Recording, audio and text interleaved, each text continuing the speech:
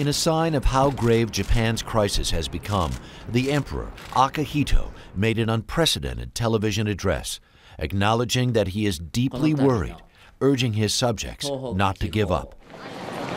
It did little to calm a country increasingly distrustful, given the wave of conflicting reports and mixed messages. There is both positive and negative news. I don't know which I should believe.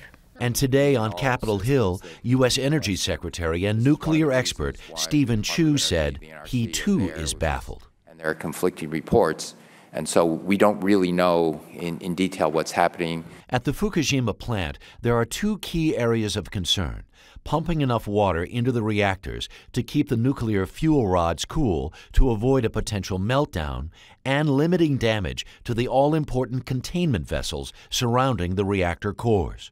There is already a breach in Reactor 2, and there are fears of another breach in Reactor 3. My confidence is eroded somewhat because of this continual, almost daily degradation in the infrastructure that they have there. And today, new images of the damage in Reactor 4, the result of yesterday's fire. This side of the photograph in particular looks just like Chernobyl.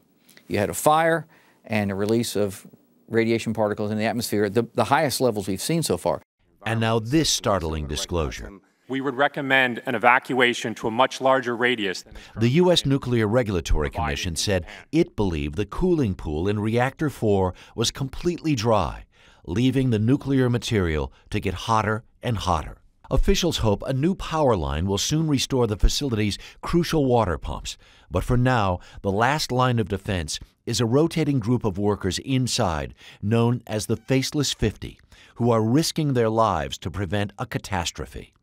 Wednesday, even they were forced out of the facility for about an hour because of high radiation levels.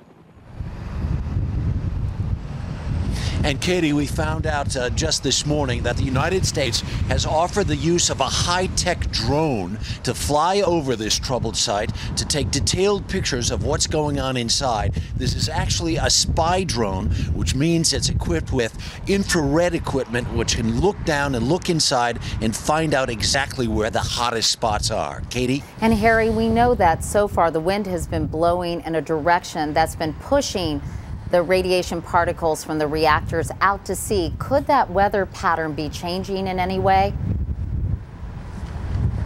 Yeah, we've been really lucky. The predominant winds have been west to east, blowing whatever atomic particles out to sea. There are some weather